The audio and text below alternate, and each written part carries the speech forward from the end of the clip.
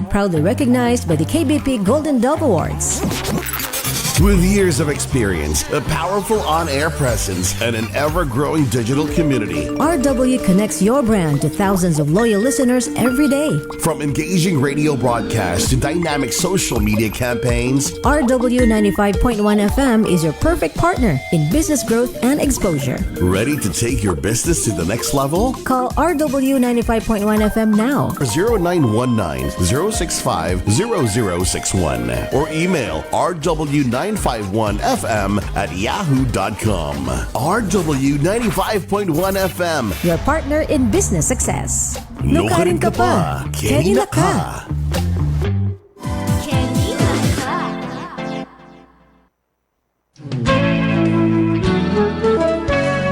Ang mga kuro-kuro na inyong mapapakinggan ay tanging opinyon po lamang ng mga panauhing tagapagsalita at hindi sa pamunuan ng himpilang ito. Maraming salamat po sa inyong pagsubaybay. Saya, kaluluwa, pagtungaw mo sa bintana, pagdaan mo sa kalsada, malinis, walang basura.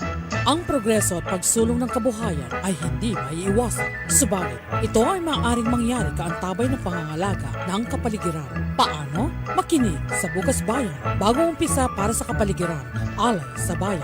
Para sa mga kaalaman kung paano mapapanatili ang tamang balanse ng kaunlaran at kalikasan. Ang Bukas Bayan ay nahirang na finalist sa 15th KBP Golden Dove Awards for Best Science and Technology Program. Samahan ng teacher ng bayan, Miss Cecil Umul, at ang recycling prince ng bayan, Rox Peña. Good morning po sa inyong lahat. Ngayon po ay February 15. Marami ang napuyat kagabi dahil sa Valentine's Day. Valentine's date. Wala pa rin po ang aking partner at wala tayong broadcast last week. I'm sorry po kasi marami tayong mga activity ginawa last week. Pero tuloy-tuloy lang. Nasa love month pa rin po tayo. Wala man ang aking partner na si Cecilia, meron naman akong kasama. At nakita nyo na siya 2 weeks ago at ipagpapatuloy lang namin ang aming discussion. Meanwhile, tayo po live sa RW 95.1 FM at siyempre sa Facebook ng RW at sa Facebook ko. Okay. Greetings po muna tayo, February 16. Happy birthday kay Kagawad Bong Laison ng Barangay Mabiga. Kay Kagawad Norberto Espina naman ng Barangay Santa Maria, pareho po sa Mabalacat City yan. Sa aking kapitbahay, Andre Alzaga. Feb 17, birthday ng aking kumparing Ferdinand Marsan. Kay Kagawad Lian Buwasan ng Barangay Camatchiles. Sa aking inanak na si Haji Panganiban. At sa aking pamangkin na si Melanie De Leon Waters. Feb 18, birthday ni Rachel Ann Canlas Dizon. Feb 19, birthday ni Josie Ibuna sa aking kasister at inanak na Linda Anusacion. Feb 20, happy birthday IC Calaguas. Okay. At kay Ning Cordero ng Punto. And Feb 21, happy birthday kay Miss Ria Estrella. At good morning sa ating mga nakikinig sa live. Si Commander-in-Chief, yung misis ko na nanonood sa Facebook. Si Benji Dungka Kunanan, good morning sa mga taga-Airmen's Village dyan sa Mabiga. Mamaya nandyan kami sa may Casmore Phase 1. Lipat kayo. Okay. Aking pamangkin si Lay Amado from watching from Taiwan. Si Shay Riambilio, good morning sa'yo. Tekla nanonood. And sino ba rito? Net David Baluyot, good morning po sa inyong lahat. Okay. Sandali. Hindi na po natin patatagalin ang ating discussion ngayon. Yung ibang segment natin, wag na natin gagawin para mas makarami tayo sa ating pong discussion at hindi tayo mabitin. Muli, nagbabalik po ang aking guests, si Miss Dr. Carmela Capuleg. Bati ka muna. Magandang umaga, Honorable Rox. So, binabati ko ang aking family, si Ray, Ella, Camila, aking mga kapatid, Seng, Michelle, Ann, ang Ciara at Ana family, lalo na kay Chino, happy birthday today, at si Judy. May birthday ngayon. Tomorrow, at si Ma'am Evelyn, sister ng aming boss, si Ma'am Ching at ang parents niya. Lapit mo yung mic mo. At ang EPA family. Okay. Yung mister mo, binati mo? Binati ko na. Okay. Kumusta yung Valentine's date nyo kagabi? Ni Mr. Wala. Sa office lang kami. Nag-celebrate nung birthday ng aming office mate si Chino. Okay. Ilan ba yung mga staff nyo sa office? Almost close to 125 sa Clark. Oh. Ang office nyo ay nasa... Clark. Saan sa Clark? Yung main laboratory operations is in Bertafil. And we have sister company in Laguna and in Cavite Economic Zone. You're doing testing ng tubig, Hangin, lupa.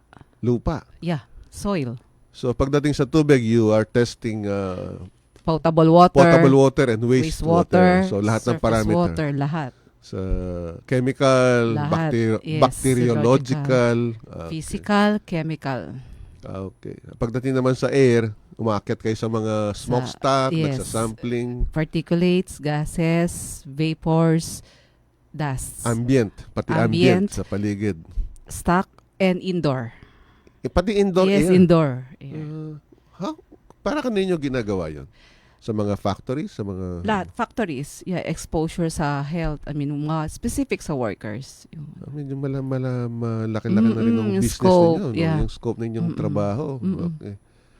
And dito sa Central Luzon, marami na kayong client. Marami naman. Maraming You're one of the kami. pioneers, Yes. Sa One of the environmental pioneers in testing that laboratory. business. Yes. Pero marami na rin kayong mga competitors siguro. Hindi naman nawawala yung competition. Anyways, ang CRL po ay isa sa mga pioneer member ng EPA at si Dr. Carmela ay ang dati naming presidente at ngayon ay kasama ko sa Board of Advisors. Okay. Last time, natapos natin ng konti yung air pollution. But do you do emission testing ng sasakyan? No, we don't. So yun lang hindi nyo ginagawa. Yung mobile sources. Hindi nyo ginagawa yung... Pero all the rest, sa air pollution ginagawa ninyo. Okay. Natapos po tayo sa air pollution, sa mga pollutants ng hangin. At nabitin tayo sa water pollution kasi na-concentrate tayo dun sa arsenic sa tubig. Are there other areas sa Pampanga na may high concentration ng arsenic? Based sa literature, confined lang siya sa Guagua and Labao. I'm not sure doon sa other studies na ginawa ng DOST. Sa Pilipinas naman? Anyway, sa mga may mga volcanic origin, may mga levels talaga ng arsenic. So basta like may vulkan? Yeah, like in Taal. Meron doon? Yes. Sa Albay, meron din siguro? Not sure because yun nga, may mga studies kaming ginawa sa Taal. When you say kayo, anong grupo? Researchers sa environment. So malawak na yung mo. Yeah, kasi environmental consultant din ako. So we do EIA. Yan. Okay. Mamaya natin pag-usapan. Yes. Ano pa ba yung mga ibang contaminant na na-detect mo sa tubig? Primarily sa drinking water, groundwater. Beside arsenic? When you say yung mga contaminants, mga bacteriological, of course, hindi nawawala yan ang bacteria, coliform, specific fecal and E. coli. And then yung mga chemical contaminants, mostly naman mga metals. Depende kasi siya kung saan galing yung source. Mga naturally occurring, ano ba yung mga yun? Naturally occurring, mga common, mga minerals, metals. When you say metals, ano yun? Bakal? No, like chromium, nickel, galing sa mga sa rocks yan. Are these poisonous, toxic sa Too human much, body? yes. Too much? Okay. Are there areas sa Pampanga na merong gano'n na excessive yung concentration ng mga heavy metals? Except for the arsenic ay possible sa area na may mining. Kasi yung na-disturb yung di ba? Yung sa mga ores, yung mga presence ng nickel and chromium. Like in Zambales, gano'n? Yes, possible. I see. Okay. How do you treat that kung meron? In terms of remediation, when you say sa groundwater, ion exchange, ion exchange, medyo magastos. Magastos yun. Yung mga man-made naman, pesticides, insecticides, do you detect that sa mga drinking water? Yes. Meron? Oo, alam natin kasi hindi sila basta nawawala, na-decompose at dekada na nandyan pa rin sila sa environment. Ayun, take note po ha. Take note. Oo, and that was my research dun sa mga PCBs, polychlorinated biphenyls, at ang kapatid niya ay organochlorine pesticides.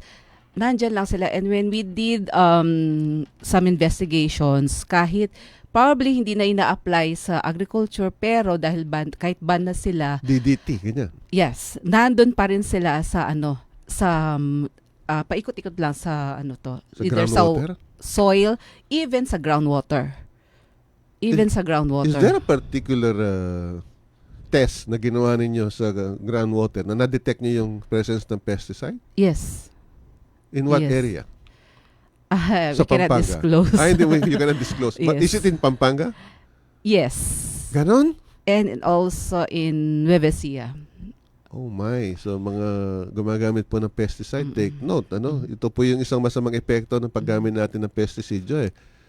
It's one of the POPs, persistent Yeah. organic pollutant na nananatili po sa environment, hindi natutunaw, hindi na-degrade.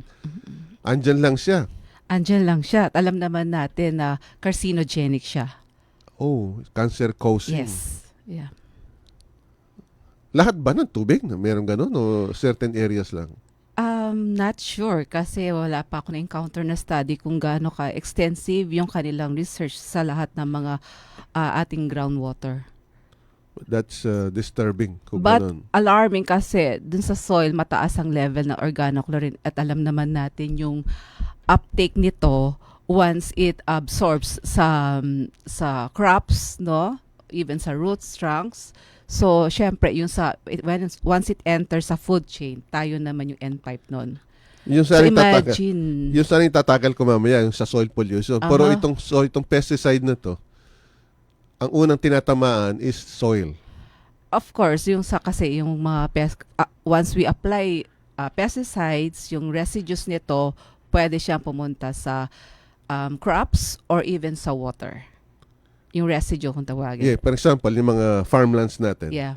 nag-spray ng pesticide yung Yes. farmer. So, nasa tubig na siya. So, Yes. contaminated na yung tubig. Yes. It goes to the surface water Yes. and it's possible na pumunta rin siya sa groundwater. Yes. And then yung halaman, sisipsipin niya yon Correct. at nasa halaman na siya. Lahat. Kasi my research also, no, na may absorption siya sa trunks, hindi lang siya sa roots. Pati dun sa leaves. How about sa bunga? Not sure. Wala akong na-check na wala pa akong na-encounter na study sa bunga. But of course, syempre, sino yung affected nito, no? Yung sa crops nito, tayo din.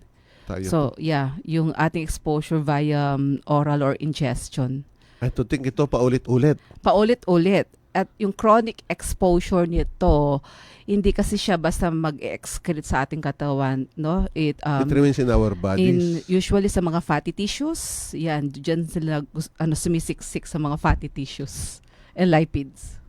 When you say fatty tissues, mga matataba lang. Matataba. Pati kami mga Remember yung if you went in Saigon, Ho Chi Minh, during the Vietnam War, they used this Agent Orange. Yes. Yeah, and that contains that's herbicides, no? Herbicides. Yes, but it contains dioxins, and because they use it as a chemical warfare, 'di ba, para ma-eliminate yung forest cover at makita yung mga Vietcong, 'di ba, troops.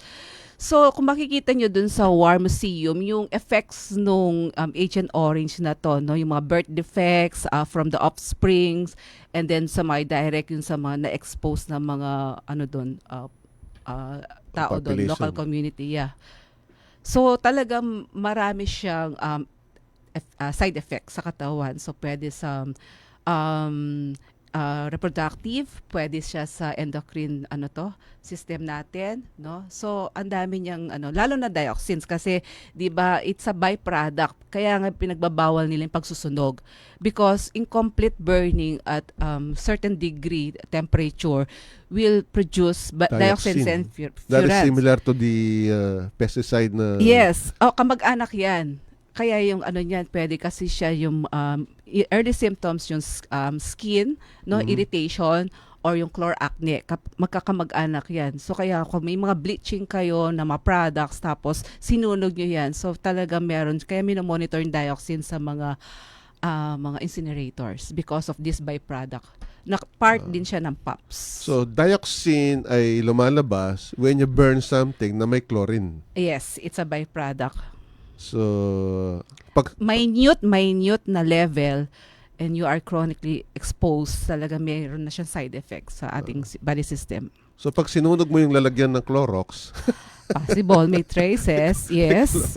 Kaya nga, di ba, yun yung reason. Kaya yung pagsisiga na meron kang application ng yung pesticide. PVC plastic. Yeah, polyvinyl chloride. Yung PVC plastic, may chlorine yun. So when you burn it, it's possible na emit siya Byproduct ng of, which is dioxins. So air pollution yun. Yes. Naku, napakatindi naman itong mga pesticide, insecticides, pareho ba yun? Yeah, It's possible na it insecticides, will contaminate water also. Mhm. Okay.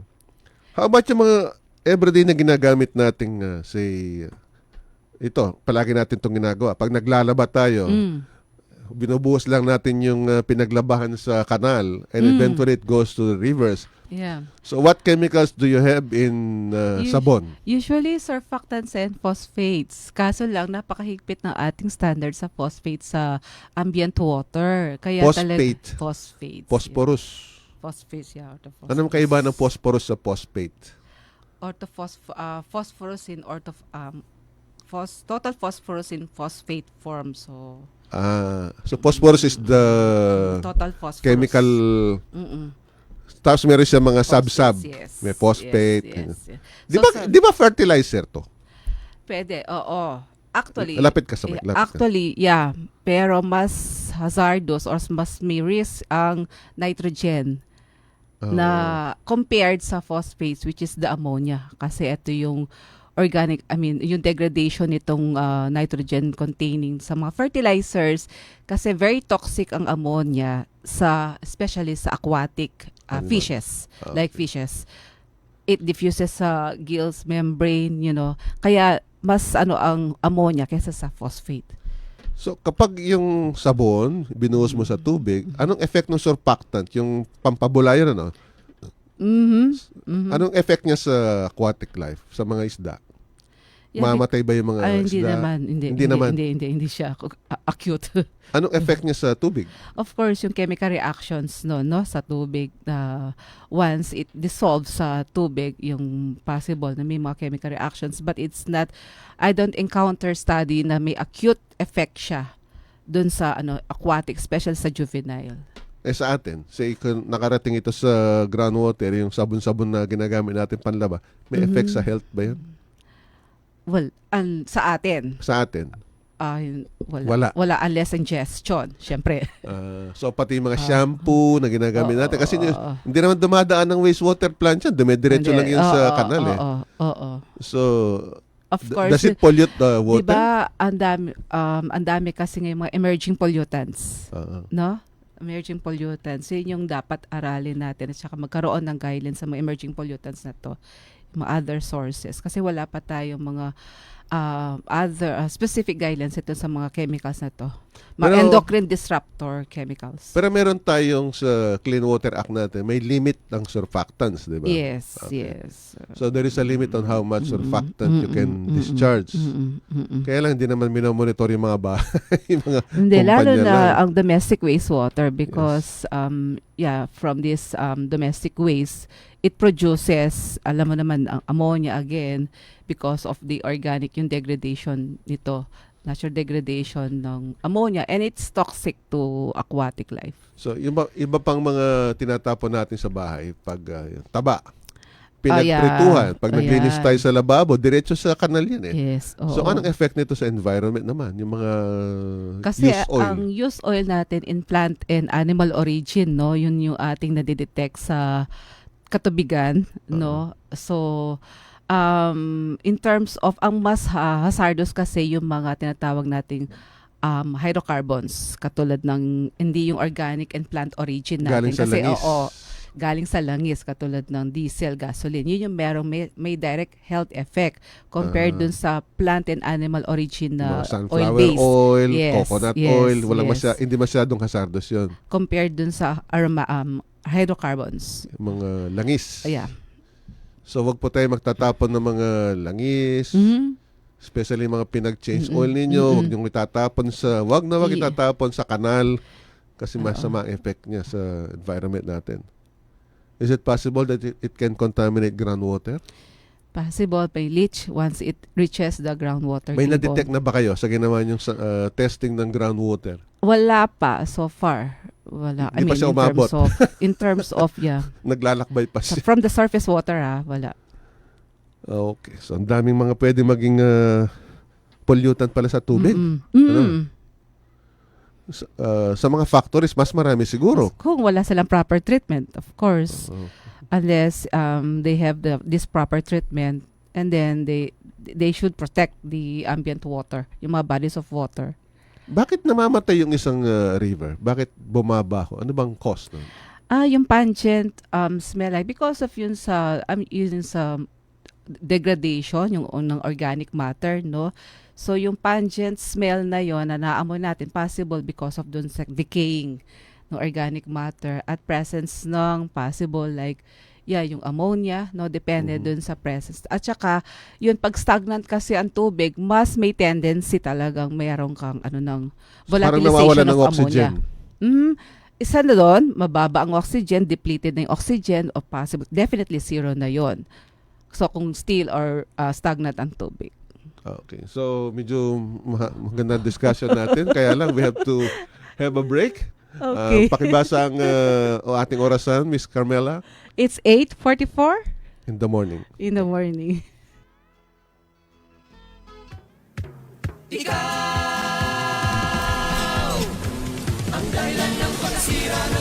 Sari-saring basura galing sa bahay, negosyo, pabrika, kainan, eskwelahan, palengke, terminal na sasakyan.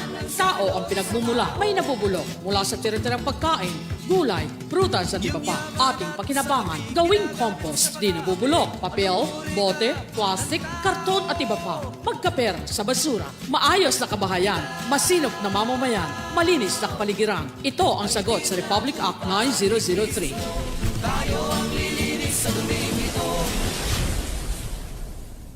Anong saya, anong tuwa, pagtungaw mo sa bintana, pagdaan mo sa kalsada, malinis, walang basura, ang zero waste ating pag-asa. Okay, we're back.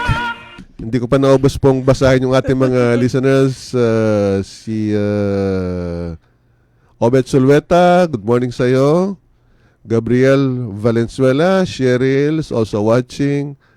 And then sa ating pong RW, we have Renato Ocampo, Lopez Sads, good morning from Aringoren. Oy, Aringoren, Kapas Talak. Yan. Taga dyan, malapit po kami dyan sa may Lawi, Kapas kami. Okay. Jun TJ Agulto, my batchmate. Net David Baluyod, Crystal Relos, mga suki natin. Good morning po sa inyong lahat. Sa lahat po ng mga nakikinig ngayon sa RW at sa mga naka-tune in at nanonood sa FB Live.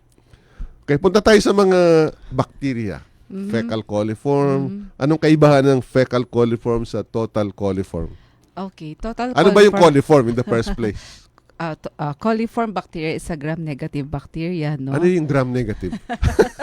Mga technical term Hindi yun. kasi ako microbiologist. Lapit yung Hindi mic. kasi ako microbiologist. Of course, alam ko na total coliform is a group of gram-negative bacteria, and specifically we have yung mga this comes from Pagtutok mo. Yan. this comes from the feces of warm-blooded animals katulad ng tao. Okay. So dumi. Yan, dumi ng tao. And then Dumi ng tao, dumi specifically, ng animals. yes, So they are called warm-blooded coliforms. coliform bacteria. Bacteria yan. Ayan. Okay. Okay. And then specifically, no, meron silang fecal coliform bacteria. Ano yung fecal coliform? Ito yung indicator lang naman na meron kang bacterial contamination pwede sa tubig na iniinom or sa ambient water.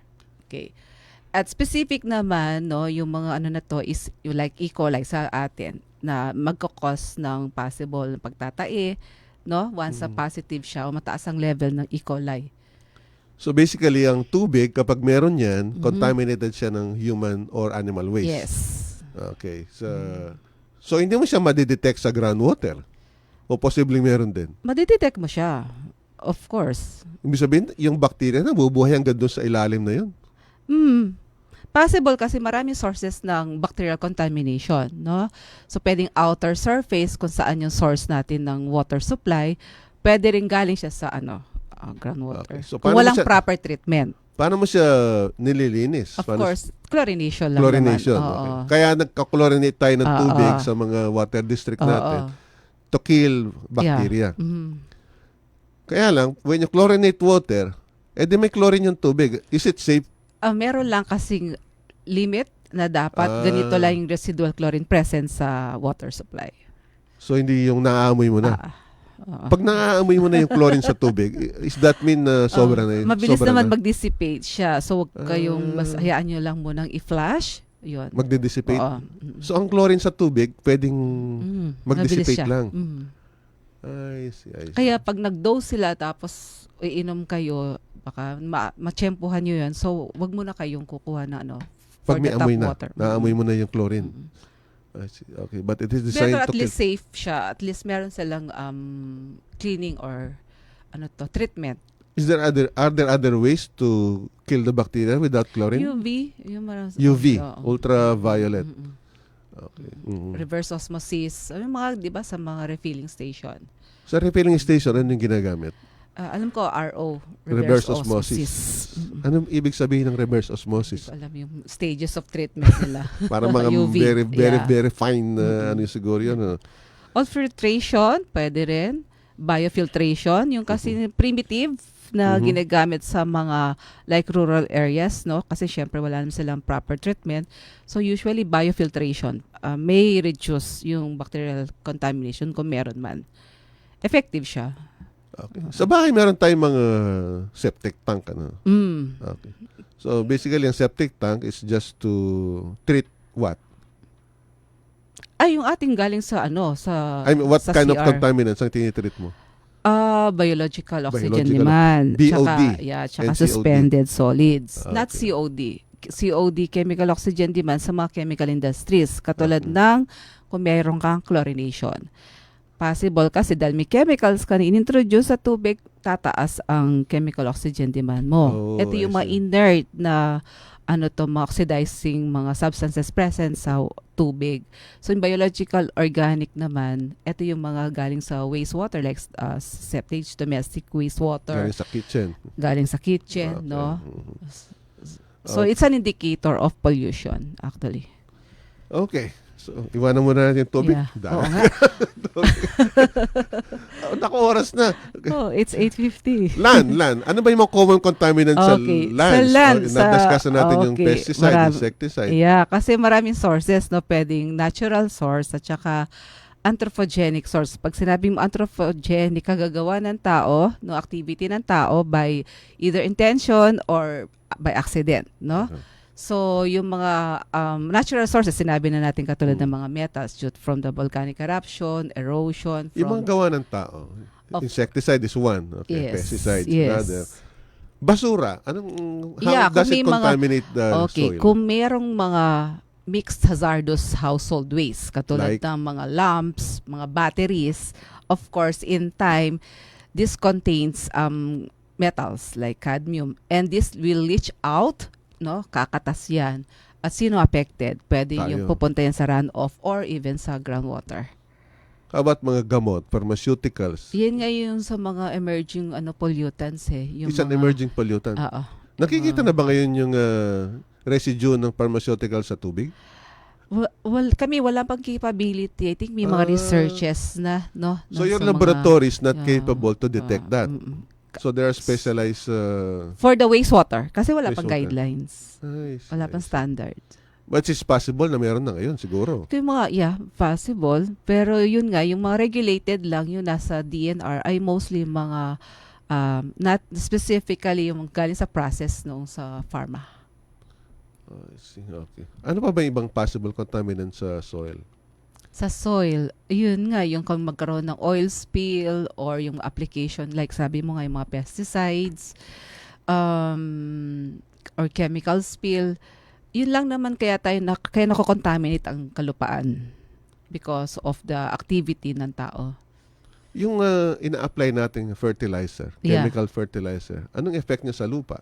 maganda yan ang fertilizer kasi nga sa agriculture and alam natin yung food security. However, yung risk naman niya sa environmental contamination, yung effect at specifically kung meron kang ginagamit na nitrogen na fertilizer specific sa kung meron kang product na ma-produce na ammonia. Sabi ko nga na very toxic siya sa fishes, lalo na it diffuses sa gills. No? So yung fertilizer, ammonia, yung fertilizer natin contains ammonia. like yung urea, of course, yung Urea? degradation niya to ammonia.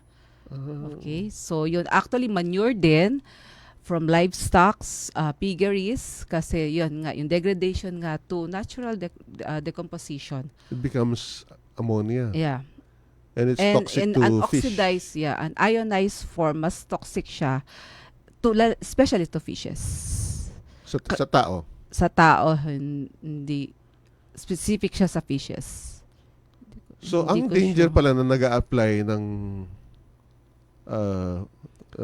fertilizer, especially mga farmers, kapag na-wash out yan. Yeah, when it flows to streams, no, rivers, May effect. may effect talaga sa aquatic So, life. no wonder agriculture is one of the major pollutants ng tubig. Ano? Hindi lang sa agriculture. pesticides, lalo na kung mga regulated, no, like organophosphates, pesticides, no.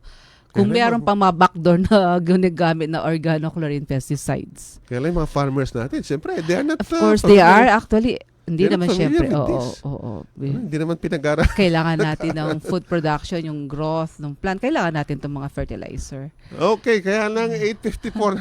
Pambira. Siguro kahit na hanggang next week pa tayo, ito hindi tayo matatapos. So, greetings muna tayo.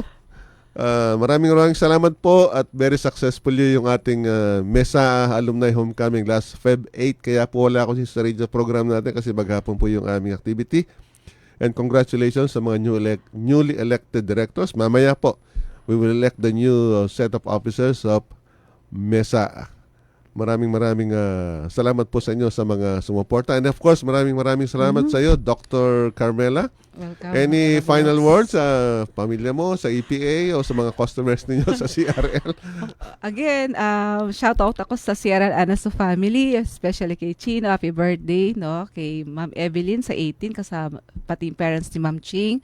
Welcome back sa Si Madam Philippines. Ching. Oo. Okay. Dumating sila kahapon. To my family, of course, to Ray, Ella, Camila, Kelvin. And my sisters na nakikinig ngayon. Si Michelle, si yung nasa Canada, yung aking twin sister, si Seng at Meron kang kakambal? Oo, nakikinig siya. One time sama mo siya sa EPA, pero huwag mo sabihin ikaw yan.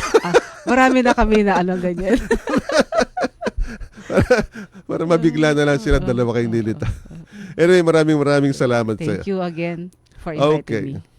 Alam po ninyo, ayon sa Pag-asa, confirm na that La Nina is here. Alam na po natin, alam yan. Halos ngayon, every afternoon umuulan eh. Kaya lang po, ang good news naman is medyo mahina lang po itong La Nina na dumapo sa atin. Pero, gayon pa man, ayon din po sa Pag-asa, asahan na natin na mas maraming ulan kesa sa dati. Kaya naman po mas mabuti paghandaan po natin ito. Sa pinag-usapan naman natin patungkol sa polusyon sa hangin, sa lupa at sa tubig, sana ay wag na po tayong dumagdag pa sa polusyon ito sa pagdumi sa ating kapaligiran. Bagkus ay linisin natin ang dumi sapagkat tayo rin po ang tatamaan kapag marami ang kapaligiran at tayo rin ang makikinabang kapag malinis ang kapaligiran. Ito po yung Recycling Prince, Councilor Rox Peña, kasama po ang aking naging guest, si Dr. Carmela, at siyempre ang aking nakabakasyon na partner, Miss Cecil Yumol. Good morning po sa inyong lahat. Good morning. Ng hangin, pati na ang mga ilog natin. Hindi nga masamang pag-unlad at malayo-layo na rin ang ating narating. Ngunit masdan mo ang tubig sa dagat, dati kulay asul, ngayon'y naging itim. Ang mga duming ating kinalat sa hangin, sa langit, huwag na nating paabutin. upang kung tayo'y pumanaw man sariwang hangin sa langit natin matitikman. Mayroon lang akong hinihiling, sa aking pagpanaw sana ay tag-ulan. Gitara ko ay aking dadalhin, upang sa ulan na lang tayo magkantahan.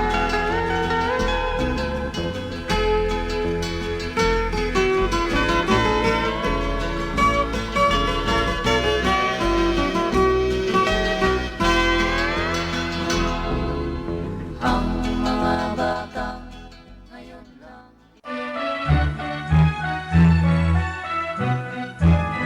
Inyong napakinggan ang Bukas Bayan sa pakikipagtulungan ng mga tao at organisasyong may malasakit sa kalikasan. Ang Bukas Bayan ay mapapakinggan dito lamang sa 95.1 RW, alas 8:30 hanggang alas 9 ng umaga.